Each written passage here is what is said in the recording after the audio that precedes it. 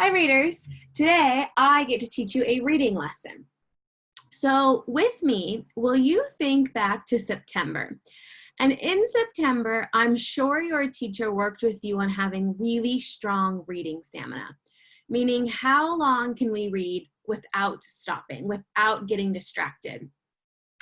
And the key to this that your teacher probably told you over and over and over again was this idea that active readers, readers who are thinking about their books, probably don't get distracted. So you've done a lot of work being an active reader as a fiction reader, meaning in stories. And today, I'm going to give you a quick lesson on how can you be an active reader as a non-fiction reader. So, non-fiction readers are active by taking note of new learnings. And all that means is being like your brain's going to go, ooh, that's new for me. You're noticing when something new pops into your brain. Taking note of an interesting fact, or maybe two, or maybe three. Going, oh, this is really interesting. Both of these things are reactions your brain is having. Then the third way that you can be an active reader is by asking questions. We know that as readers, we want to talk back to the text. We want to ask a question. We want to think deeper.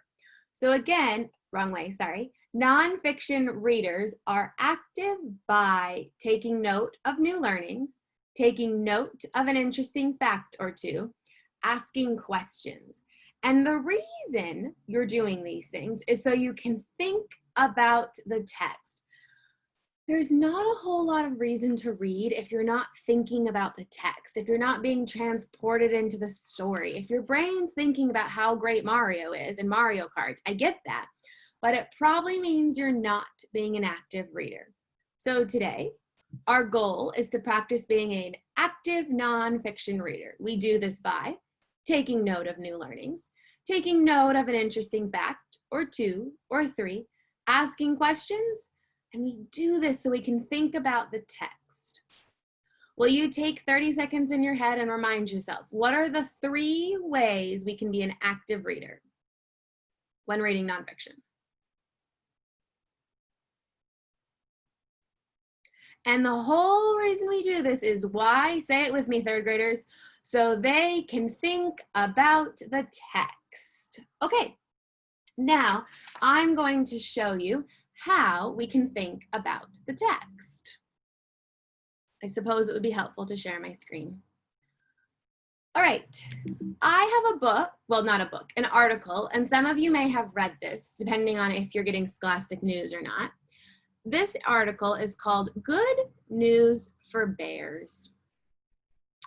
Okay, I'm going to read it, and as I'm reading it, I'm going to be thinking in my brain, what are some new learnings? What's an interesting fact? And I might even see if I have a question. More than 40 years ago, grizzly bears in and around Yellowstone National Park were in trouble. I already have a question. Why are they in trouble? They were in danger of dying out. Ooh, I already have my first new learning. 40 years ago, grizzly bears were in danger of dying out. The US government took action to save them. It put the grizzlies on its endangered species list. That gave the bears protection. Their numbers grew. Okay, I have a new learning, and is there an interesting fact for me? Well, it's interesting that being on the endangered species lists gives bears protection. This summer, the government decided to take Yellowstone's grizzlies off the list. Oh, I'm wondering why they were taken off the list. My brain is so active right now, it has 2 questions. Many people say the news is something to celebrate, but others say the bears still need help. Okay, as I read this next part, will you think in your head if there's any new learnings, if you learn any interesting facts, and if you have any questions? Saving grizzlies. Thousands of grizzly bears once roamed the western US. But in the 1800s, settlers began building homes and farms on the land where the bears lived. Grizzlies had less room to roam. Settlers also hunted the bears out of fear. Any new learnings? Any interesting facts? Any questions? Yellowstone National Park is in Wyoming and parts of Montana and Idaho. It became one of the few places in the US with a grizzly bear population. In 1975, only 136 grizzlies were left there.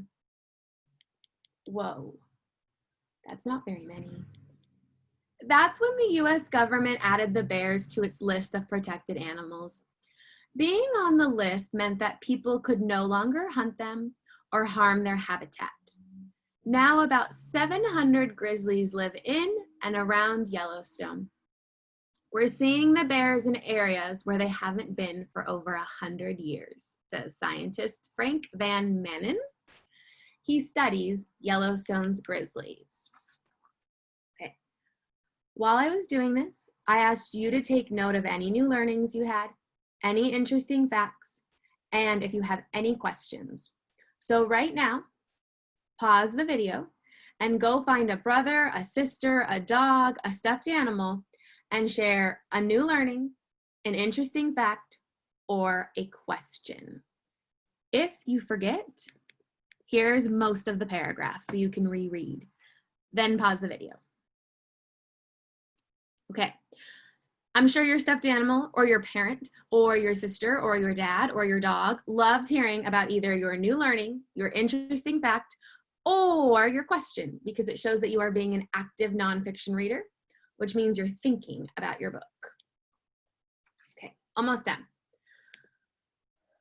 I'm still going to continue to be an active reader by what do? Oh yes, looking for new learnings, looking for interesting facts, and asking a question. Out of the woods. Not everyone is happy to see grizzlies taken off the list. Some wildlife groups, like the Sierra Club, are taking the government to court.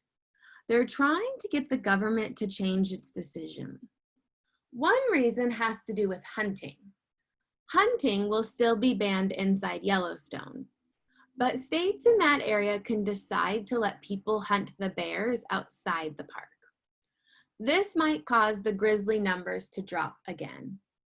It could take years for the courts to decide whether the grizzlies should be back on the list. Until then, Bonnie Rice of the Sierra Club hopes that the government keeps a close eye on the bears. There are so few places left where grizzlies can exist, she says. Yellowstone is one of them. Okay. So readers, you just saw me read an article, and I took note of new learnings, of an interesting fact, and I asked a question. Now, I'm going to go to this sheet, and it will look very familiar to you in just a moment. And I'm going to take note of what I learned. So one thing I learned is that grizzly, well, I should make sure I know how to spell the word grizzly. I'm looking. L-I-E-S, okay. That grizzlies are, or were, endangered because B-E-C-A-U-S-E, the numbers were so low. That's one thing I learned. A second thing I learned was the bears, the numbers grew. So now they aren't endangered anymore. Oh, and I see a correction that I need to make. Oh. Endangered. Okay, this might happen to you guys in Seesaw sometimes. It seems to happen to me quite a lot. I can always make it a little bit smaller, and then I can make it a little bit larger. Oh, come along, little text box. Thank you. Okay.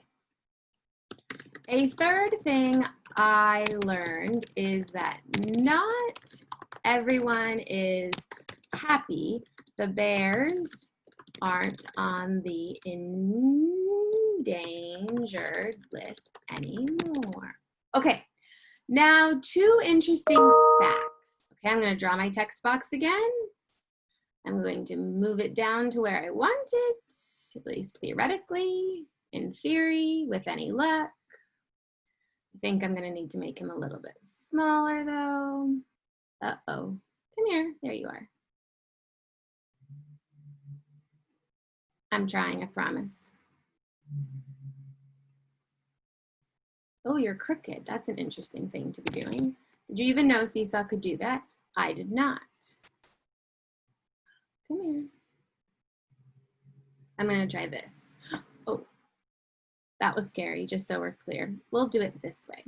I'll duplicate my text slide and then I'll erase the pieces that I don't want because it's being weird to me today. Okay, except now after all of that, I've completely forgotten about what my interesting facts are. So I should go back and look at my text. What are my interesting facts? Let's see. Okay, this is an interesting fact. Grizzlies had less room to roam because settlers were building homes. And the second thing that's interesting to me is that they were also hunting. So right here, I'm going to say one interesting thing was that settlers, that people moving in, built houses on the land the bears lived on. Another interesting fact is that people, P-E-O-P-L-E, also used to hunt the bears. Those are my 2 interesting facts. And then now I have one last way to be an active reader. The one last way I want to be an active reader is to think about what question do I still have? Oh, there you are. And I think for me, the question that I still have is, wouldn't there be a way to protect the bears but keep them on the endangered species list? So is there a way to protect the bear even if they aren't on the endangered species list? That's my question. That's something I'm wondering. Why does it seem to be that I can only protect the bear if it's on this endangered species list? There has to be another way to do it. Okay. Oh, it's being weird again. Oh, maybe.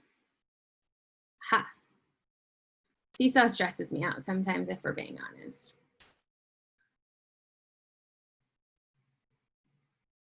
Okay, there I go. So, readers, what I did is I was active in my head as I read this book. What were interesting learnings, interesting facts, and then what question did I have? I then went and recorded it on this sheet.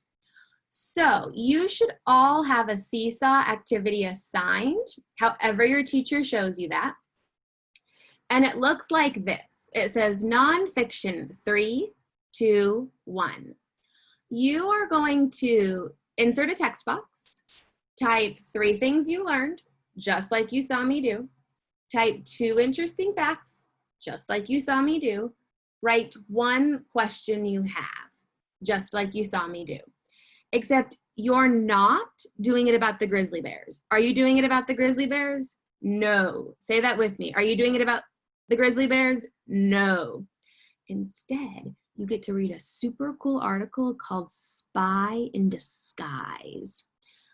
And after you read this called Spy in Disguise, you are then going to type 3 things you learned, 2 interesting facts, and 1 question you have. Because we know that nonfiction readers are active by taking note of what they learn, what interesting facts they note, and a question they still have. After you do that, you're going to submit it. You all know how to do that. You're pros at it. Then you'll go find a Just Right book and you will read for 20 minutes. Have a great rest of your day. Bye.